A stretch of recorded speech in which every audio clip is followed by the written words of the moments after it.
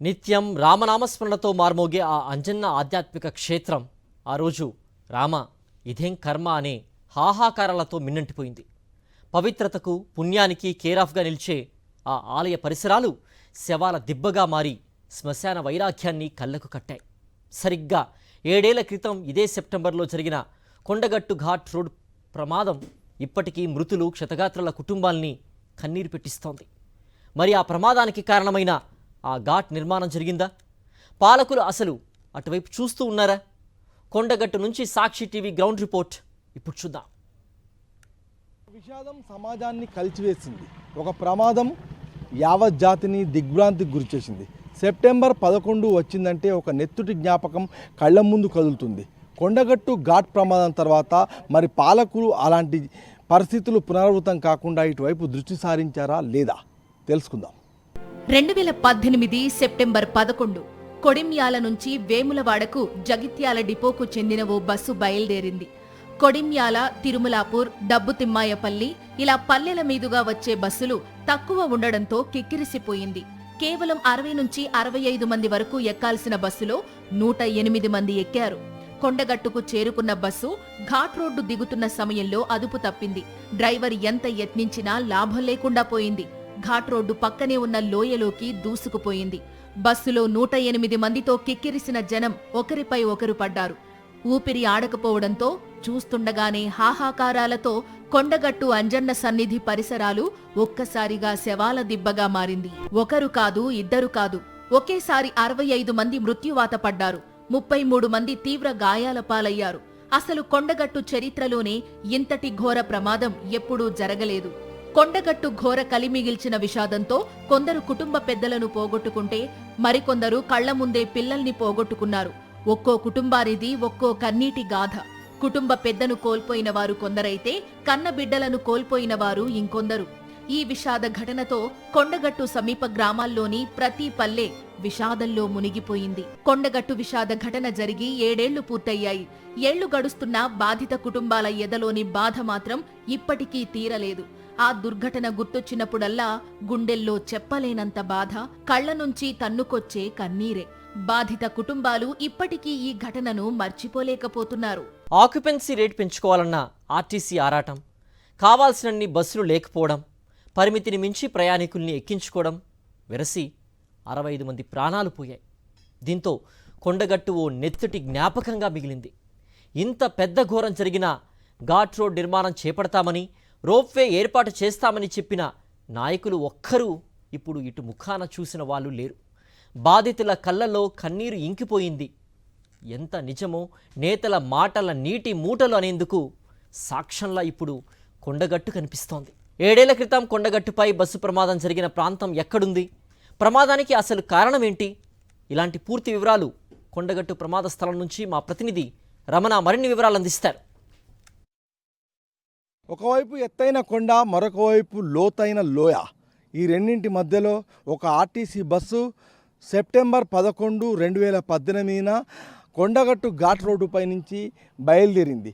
అందులో దాదాపు 108 మంది ప్రయాణికులను ఎక్కించుకున్నారు. ఆక్యుపెన్సీ రేటుతో పాటుగా మరొక వైపు ఆ డబ్బు దాహము, అదేవిధంగా ఈ ప్రాంతంలో బస్సులు లేకపోవడంతో అంతమందిని ఎక్కించుకోవాల్సి వచ్చిందని ఆ తర్వాత ఆర్టీసీ ఒక వివరణ ఇచ్చింది. ఆ క్రమంలో మొత్తంగా అదొక పెద్ద పెను విషాదానికి దారితీసింది. 65 మంది మృత్యువాత పడ్డారు కొండగట్టు ఘాట్ రోడ్లో. ఆ నెత్తుటి జ్ఞాపకానికి ఇప్పుడు 7 ఏళ్ళు. అయితే ఇప్పటి వరకు కూడా ఆ ఘాట్ రోడ్డుకు సంబంధించి పరిస్థితులు ఏం మారలేదు. ఇదే రోడ్డుపై నుంచి ఇప్పుడు ఆటోలు పెద్ద ఎత్తున, అదేవిధంగా వాహనాలు తిరుగుతున్నాయి.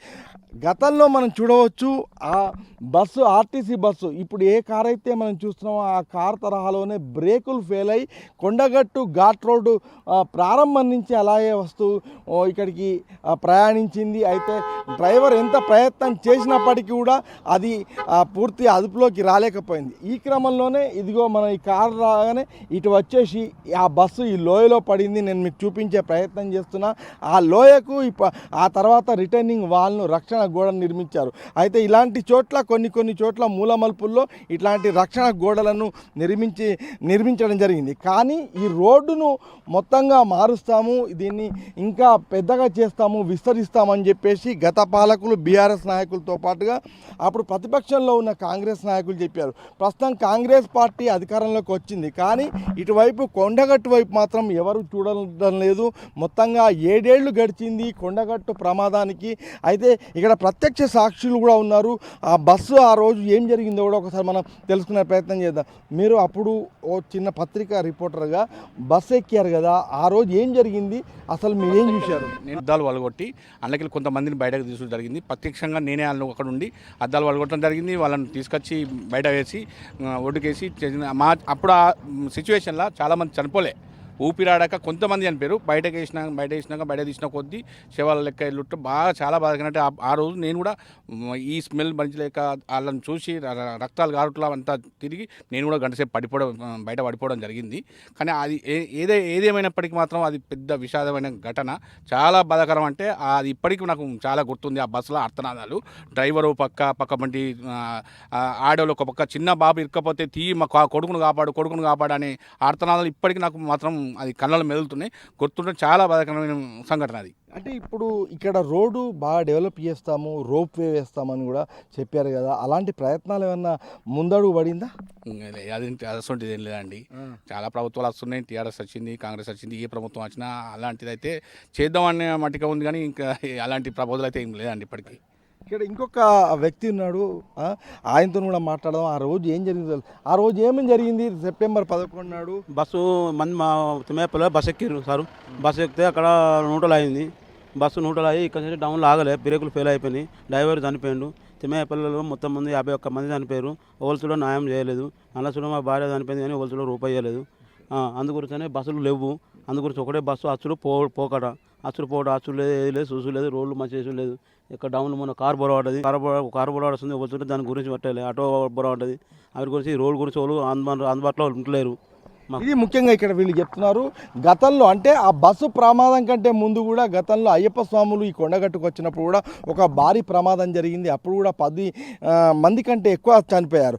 అయితే కొండగట్టు ప్రమాదాలు తరచుగా జరుగుతున్నప్పటికీ ఎవరు పట్టించుకోకపోవడము, ముఖ్యంగా ఒక పెద్ద ప్రమాదము, ఒక పెద్ద విషాదము యావత్ జాతిని మొత్తంగా ప్రధానినే దిగ్భ్రాంతి పరిచి మొత్తంగా యావత్ దేశమంతా కూడా అసలు కన్నీరు పెట్టిన ఒక దృశ్యాన్ని చూసిన తర్వాత కూడా ఇక్కడ పరిస్థితులు అయితే మనకు మరణం లేదు. ఆనాటి ఆహాకారాలు ప్రతి సెప్టెంబర్ 11 నాడు ప్రతి ఇంట్లో కనిపిస్తున్నాయి.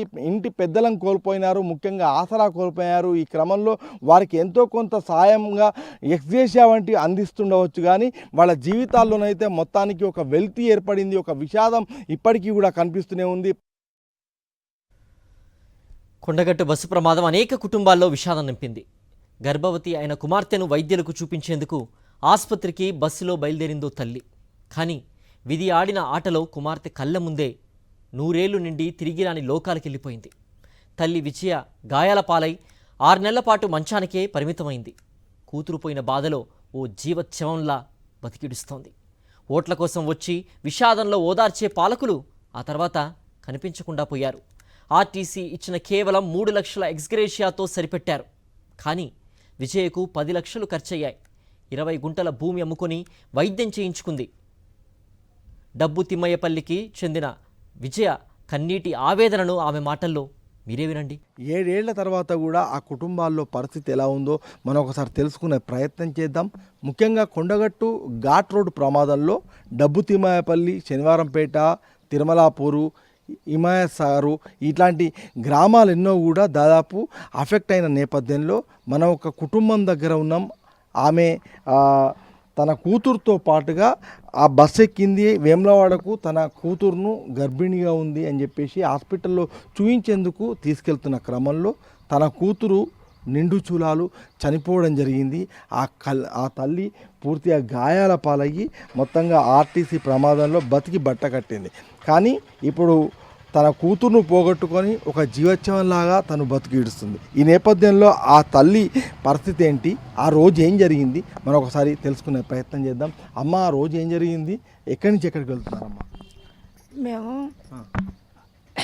ఇక్కడనే బస్సు ఎక్కినాం. మేము వెమ్లాడకు పోయే దారి ఉండే, కానీ నాచిపల్లి కాడ దిగిపోతామని అనుకున్నాం. ఈ దొంగల మర్రి నుంచే పోతే మాకు ఈ ప్రమాదం జరగపోతుండే. గుట్ట మీదకి పోతుందని మాకు తెలియదు.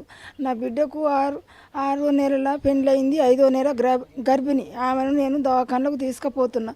మాకు పొంగ ఈ ప్రమాదం జరిగింది. నా బిడ్డ ఈ డేటు నాడు నా బిడ్డ చనిపోయింది. నేను 1 నెల హైదరాబాద్లో ఉంచింది. అక్కడ ఉన్నన్ని రోజులు గవర్నమెంటే ట్రీట్మెంట్కు డబ్బులు భరించింది. కానీ ఇక్కడికి వచ్చిన తర్వాత మీరు కేసు వేసుకొని మీకు ఏమి నష్టపరిహారము నేను అందజేస్తా అని చెప్పిండ్రట. కానీ ఇంతవరకు మాకు ₹1 రాలేదు. వకీలు మా సంతకాలు బెడ్ మీద ఉండగానే వకీలు వచ్చి అందరి తీసుకుపోయిండు జిరాక్సులతో పాటు. ఇంతవరకు మాకు ₹1 రాలేదు. హైదరాబాద్లో నేను ఉంటే నా బిడ్డ చనిపోయింది. కానీ నాకు డాక్టరు 6 నెలల తర్వాత చెప్పాలి. చనిపోయిన విషయం నాకు తెలియదు. ఇప్పుడు నా శరీరం అంతా, కాళ్ళు, చేతులు, పక్క బొక్కలు అన్నీ విరిగి కుప్పై ఉన్నాయి. నాకు 3 లక్షలే అందజేసిర్రు. ఆ 3 లక్షలల్లో నాకు దవాఖానల బెడ్డు అన్ని అక్కడ ఉండే డాక్టర్లు ఇక్కడ ఆర్ఎంపీ డాక్టర్లను పెట్టి నన్ను బ్రతికించుకున్నారు. ఈ చేతి నాకు 3వసారి ఆపరేషన్ జరిగింది. హైదరాబాద్లో ఒక్కసారి నాకు డబ్బులు సరిపోక డాక్టర్ చెప్పిండు 2 ఏళ్ళ అర్థం వరకన్నా ఏడాది లోపు లేకుంటే 2 సంవత్సరాల వరకు నువ్వు తీయించుకోవాలమ్మా, లేకుంటే ప్రమాదం జరుగుతుంది అని అన్నాడు. నాకు ఆ 3 లక్షలు నాకు సరిపోక నేను తీయించుకోలేదు. 4 సంవత్సరాలన్నర వరకు తీయించుకుంటే నా బొక్క రాడు తినేసింది. నాకు ఇప్పుడు ఈ చేతికి బొక్క లేదు, అట్టిదే శరీరానికి కుట్టు వేసిండ్రు. వన్ హాస్పిటల్లో 2 సార్లు ఆపరేషన్ జరిగింది. నేను ఇబ్బంది పడి 20 గుంటల భూమి అమ్ముకొని నేను ఆపరేషన్ చేయించుకొని ఈ నమూనా ఉన్నా. కానీ నా బిడ్డ వేయింది. ఇది ముఖ్యంగా ఆ తల్లి విజయ కన్నీటి గాథను చూసాం. అయితే డబ్బు తిమ్మాయపల్లి అత్యంత ప్రభావవంతమైన ప్రాంతం అని చెప్పుకోవచ్చు. డబ్బు తిమ్మాయపల్లితో పాటుగా దాదాపు 7-8 గ్రామాలు ఈ కొండగట్టు ఘాటు ప్రమాదంలో ఒక్కొక్క ఇంటికి ఒక్కొక్క విషాద గాథ మనకు కనిపిస్తుంది. తన కూతుర్ని డాక్టర్కి చూపించాలని చెప్పేసి హాస్పిటల్ కోసం వేములవాడ వెళ్తున్న క్రమంలో ఆ బస్ ఎక్కిన పాపానికి, ఆక్యుపెన్సీ రేటును పెంచుకోవడానికి, ఆర్టీసీ ధనదాహానికి, ఆ శాపానికి చాలామంది, మొత్తంగా 65 మంది మృత్యువాత పడ్డారు. ఈ ఘటనలో విజయ గాథ మనం విన్నాం. డబ్బు తిమ్మాయపల్లిలో ఇలా ఇంటింటికి ఒక గాథ మనకు కనిపిస్తుంది.